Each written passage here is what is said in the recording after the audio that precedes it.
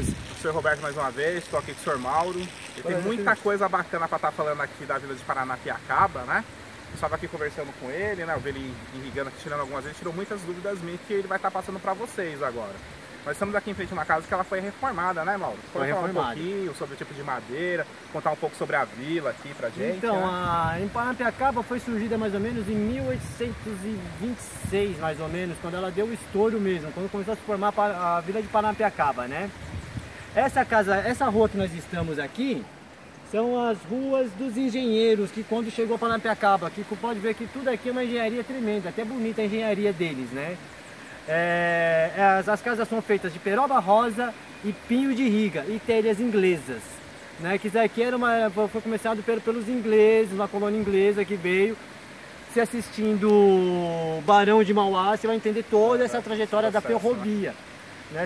Foi ele que trouxe o capital, que ele conseguiu, né, com os maçons, né, na época. Que tomou o primeiro golpe, tomou 2 golpes, que ele é nosso brasileiro mais nato, né? Que tomou 2 golpes aí.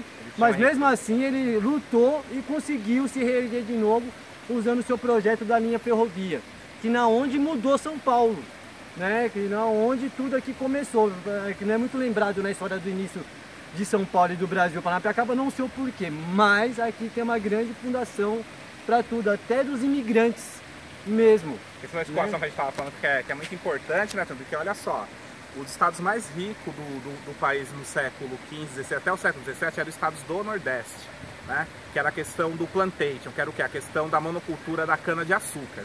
Depois isso mudou da questão para o café.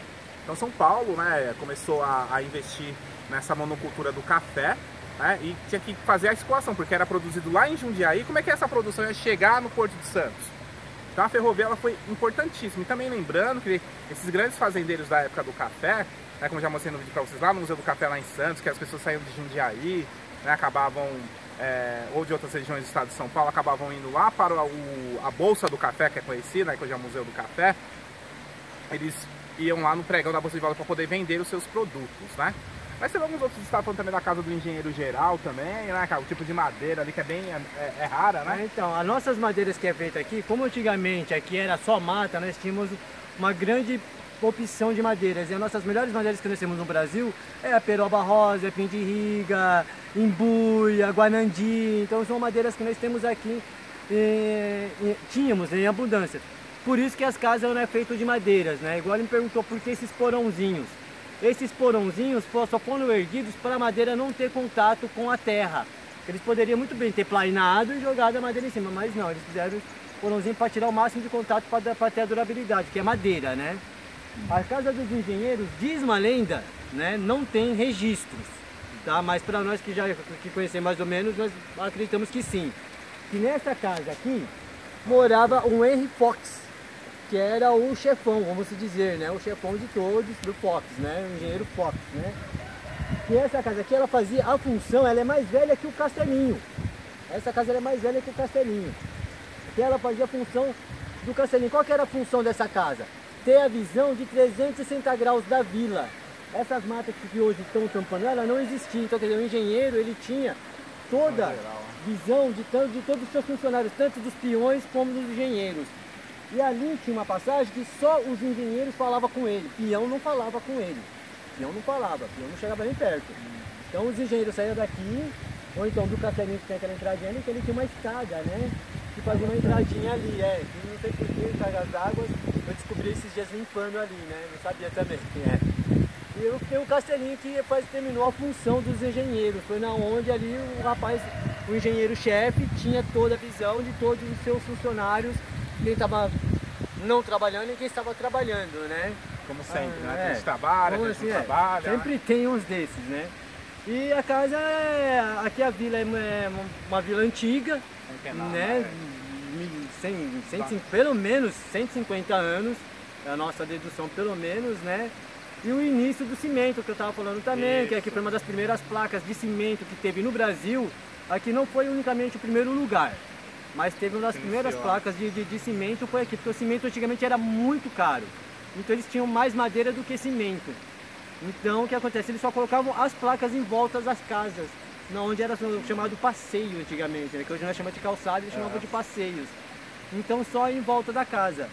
E aqui na vila também tem o campo, não sei se você ouviu falar, do Charles Miller. É o Não, primeiro não. campo, De futebol do Brasil? primeiro campo de medidas oficiais do Brasil, foi feito aqui também. Ah, Que o Charles Miller ele era filho de ferroviário. Ah, é porque ele trouxe a primeira bola da Inglaterra, Isso, ele né? era filho, foi aqui o primeiro futebol. O Corinthians perdeu de 2-1 aqui pra... Ó, o Corinthians Tá vendo? triste O aí, Corinthians tá vendo? perdeu aqui, é legal falar isso. Quem é Corinthians? O Corinthians já perdeu pro time de Paranapiacaba, o Olha time aí, tá vendo aí, oficial. turma? Tem troféu ali, tem prova, tem prova. Foi 2-1. Um detalhe que eu achei muito interessante, você falou que assim, os empresários da construção civil, né? Da construção civil que optou pela questão de cimento, foi a questão da família Moraes, que é o grande Emílio de Moraes, um dos donos do grupo Votorantim, né?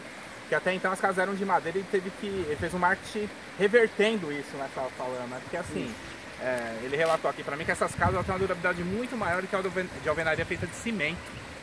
É, porque as de alvenaria hoje em dia, eu trabalhava com construção civil. Em 3 anos ela te trinca. Entendeu? Até Tá no assentar calor, tudo né? e tal, ela te Frio, trinca, calor. ela te dá várias manutenções. Essa daqui já tá 150 anos. Teve a primeira manutenção agora, Aí, 3 reparo. anos. Primeiro reparo, 3 anos atrás. Depois de 150 anos que a vila fez, no catálogo mesmo, lá na Polinha, 150 anos. E agora, 5 anos, 3 anos que ela foi mexida. Você tem uma ideia. Eu hoje, de vez em quando eu faço manutenção aí de fiação, eu ainda encontro fiação Século passado. como fala? De a fita isolante ser de pano. Até hoje eu não entendo mesmo? como funcionava isso. Interessante fazer pesquisa, hein? Eu- Eu nem tô sabendo, tá vendo como é que é? Então, como não tinha a questão do plástico, então eles vedavam para não poder ter com polo positivo e negativo, para não ter curto-circuito, né? Então foi o que eles acharam no momento. Então pra eles poder usavam fazer. pano. Até hoje eu não entendo como que isso funcionou. Pano e ferro, né? Fio, pano e ferro. Não Aí, sei. ó. Que os conduítes eram de ferro. Você Então não dava até choque, hoje, né? até hoje, quando eu mexo nessas casas para mudar alguma coisa ou outra, eu fico, nossa, o que tá acontecendo, gente? Como que os caras tão inteligentes, como que eles faziam isso? Porque eu tô trocando hoje. Vamos dizer, depois de 80 anos. Muito Chegou a tempo, luz aqui? 80, 70 anos que nós temos luz no Brasil?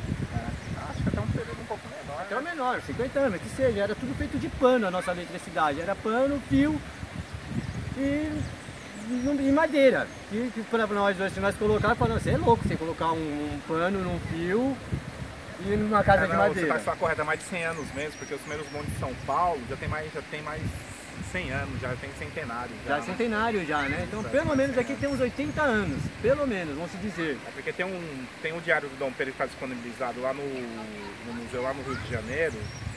É que eu esqueci o nome do museu agora, né? Aqui tem um diário dele virtual lá, né? E lá no diário a gente vê um outro Dom Pedro, né? É um Dom Pedro II que tem interesse em estar desenvolvendo no Brasil, né? Aquilo que fala nos livros didáticos da escola, né? E tanto é que na época, ele conversava com os maiores cientistas mais conhecidos no mundo naquela época. Ele ia para a Europa, ele ia para os Estados Unidos. E tem um momento lá que ele se encontra com Thomas Edison, né?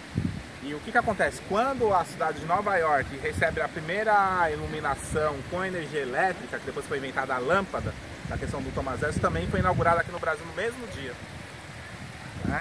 Então é uma situação que a gente tem que se perguntar, né? Essa situação que a gente vive hoje, criticaram tanto a monarquia, lógico que houve muitos erros, né? Mas como é que seria se o Brasil ainda fosse uma monarquia? Então é uma situação curiosa.